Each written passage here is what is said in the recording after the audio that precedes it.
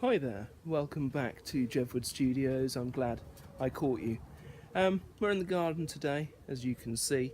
Lots of gardening stuff happening out here. It's all very natural, all very shaky until you get round to the new gazebo, which is looking pretty nice. Lots of nice lighting. Then we get back round to the house where I'm going to actually sit down. We're in the garden today for no apparent reason other than it's sunny, which is a change for British summer. I'm just going to sit down here. You can join me if you like. So, here we go. You're down. You're safe. Don't worry. Today I thought I would review Cold Fusion, but that's not the only Big Finish audio I've listened to of late. My internet went down again, which gives me a prime opportunity to actually do something that's not on the internet, which is listen to Big Finish audios. I do appreciate it every now and again. So there's lots to go through, and we will start with the one I promised, Cold Fusion. I've heard some people say that it is too long, that it's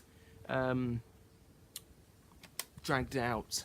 I don't see it myself. I think that each part is necessary and that the story is very good. If at one point it gets a little bit confusing and it's sort of a loose end that is never really frantically talked about so much, but it is a fantastic story. I'm not going to spoil any of these for you. You'll just have to listen to them yourself. But yeah, this is the last novel adaptation. This used to be a book that they turned into an audio. It's got 2 Doctors in it. It's got the 5th Doctor and the 7th Doctor. It's got all of the 5th Doctor companions you could hope for, except for Turlough or Chameleon. Don't know if you'd hope for them too. It has got Adric, so maybe you wouldn't hope for him either. I personally don't mind Adric. It's Tegan I've got a problem with. And then Sylvester McCoy's 2 new companions. This is the first time I've heard Yasmin Bannerman, and Travis Oliver perform in a Big Finish audio, at least. Yeah, they are the 2. And they're the 2 7th Doctor companions. It's the first time I heard them. Really impressed, really good story. Fantastic. Now, I want to get that on the Isle of Wight. Unfortunately, they didn't have it in the shop that I usually get my audios from. So I got 2 others, which I've also listened to now. All Consuming Fire, a brilliant audio with Sylvester McCoy going toe-to-toe with Sherlock Holmes and them saving the day. It's written in the style of one of John Watson's diary pieces, like the classic Holmes books, which makes this story even better. It is a fantastic Big Finish outing for both Sherlock Holmes and Sylvester McCoy. Now, I've never heard Lisa Bowerman, Lisa, something like that, as Bernice Summerfield. But now I have, and she's a brilliant character, and if Jodie Whittaker's anything like she is, we'll be on to a winning character. So, looking forward to that one. Nicholas Briggs is fantastic as Sherlock Holmes. I've only ever known Robert Downey Jr. or Benedict Cumberbatch to be Sherlock Holmes. I've never listened to any of the others. So it was quite a nice surprise to hear how good Mr. Nicholas Briggs is. And actually Hugh Fraser was a fantastic Watson, so well done to all the cast. Really good story. Damaged Goods is the other one. I wish these pigeons would get a room.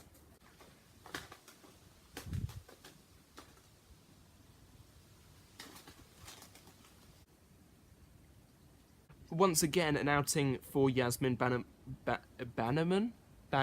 not Barrowman, and Travis Oliver. This one's written originally by Russell T Davies, but all of these have been adapted by different people. So, adapted by Guy Adams was All Consuming Fire. This one doesn't say who it was adapted by. It might have been Lance Parkin who did it. But this one was adapted by Jonathan Morris, both well acclaimed in the Big Finish world. As fantastic writers. But yeah, this was a good 21st, this is just 21st century, I believe. No, it's not. It's 1987. It's 20th century. but it wouldn't be. It sort of feels a lot like reminiscing about the Rose Tyler era with Jackie Tyler as well. It's a good dynamic. Wow, the sun is literally right in my eyes. Could anything else be wrong with nature? So yeah, it feels very reminiscent and is a fantastic story.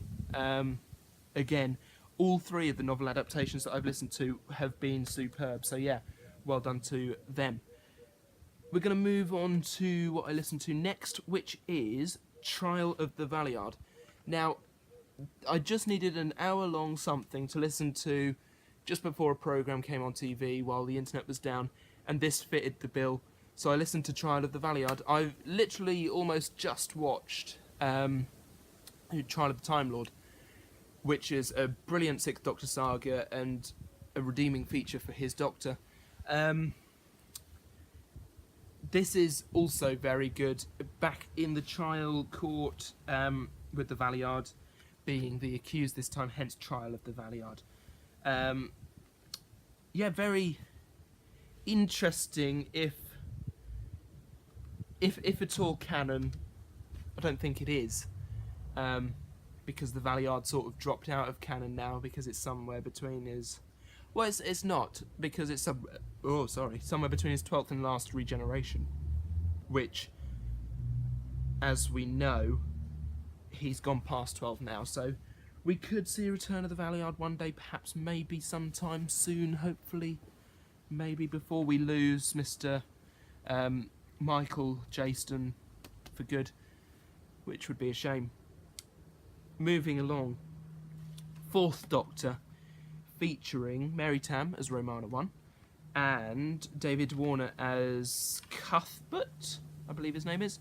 So we've got the Dalek contract and the final phase, and I hope they're showing up in the right way round. Fingers crossed, eh? So yeah, these two are a two-part story featuring the Daleks and David Warner. And it's a very good Dalek story. I love the Fourth Doctor stories because on audio, because they are so reminiscent of the TV versions. All the music is very Fourth Doctor. It's something that they can do really well and do really well in Big Finish, is replicate the mood of the classic stories. So the Peter Davison stories, especially something like Cold Fusion, has that sound like Who Wants to Be a Millionaire, but sort of on a different instrument, like in Castrovalva just after he regenerated, and in Logopolis just as he regenerated. So yeah, very, very good soundscapes in the Fourth Doctor stories, which is why I love them, because they sound like they should be in that era. Lastly, in this big Finish review, that's actually not as long as I thought it was, although I have got 4 more to do because it is a series. It's the only series I've listened to as yet to do this review in. We've got Doom Coalition 4. If you didn't already see my Dark Eyes Doom Coalition 8th Doctor custom figure in this month's lot, then do go and see that, unless I've posted it after this video, in which case do go and see that. So we've got 4 releases in this box set. That could have been all over the decking. Nasty.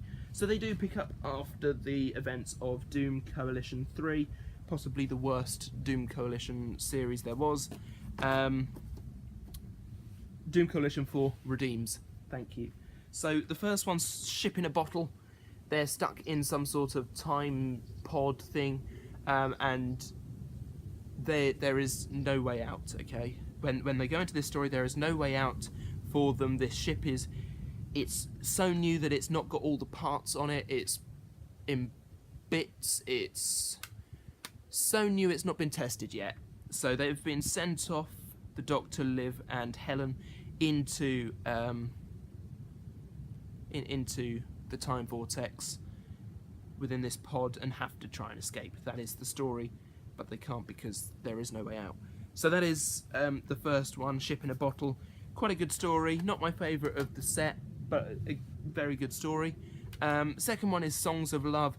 This one we go back to Gallifrey. I love stories on Gallifrey. I love the mythos of Gallifrey, and this Doom Coalition has really instilled some sort of mythos within the Gallifrey chapter. This precedes the Time War. They talk about a great war that is coming. It is the Time War, and that is the next 8th Doctor box set. So I'll be getting that, and it's a set of 4, I believe, so I'll be getting all of them. But Songs of Love, yeah. This has River Song again for the last time. I hope that doesn't spoil it. But it's a good story with her in. I think that she has been excellent, Alex Kingston, in Doom Coalition. She has been good in it. She's been relevant in it, and she's not been too over the top in it, which is sort of a relief, really. But yeah, a very good story. Moving on, it's The Side of the Angels, with Rufus Hound back as the meddling monk. Here he is. I like Rufus Hound. I think he's brilliant. I watched a show on CBBC, some of you might remember, called Hounded, and it was him having adventures with the guy who played Moran in Under the Lake, and then the ghost version in Under the Lake and Before the Flood. And he has been in plenty of other things. But yeah, he was in that show Hounded. I thought he was in this for a second, but he wasn't. This is really good. Weeping Angels story, which we haven't seen the Weeping Angels tackle a classic Doctor since Classic Doctor's New Monsters Volume 1 when they went up against the 5th Doctor. That was honestly a superb Weeping Angel story. This is close, but not quite on the same level. The Weeping Angels are in New York. This is how the Weeping Angels get into New York.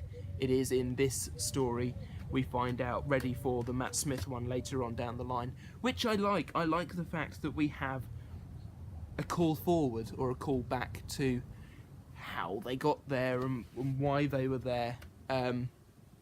So yeah, really good prequel to Angels of Manhattan, but also great sequel. This also has the 11. The 11's back finally in this story. He was in very briefly Songs of Love, but the 11 is back, and I love the 11 as a character. He's a brilliant invention, a brilliant Time Lord.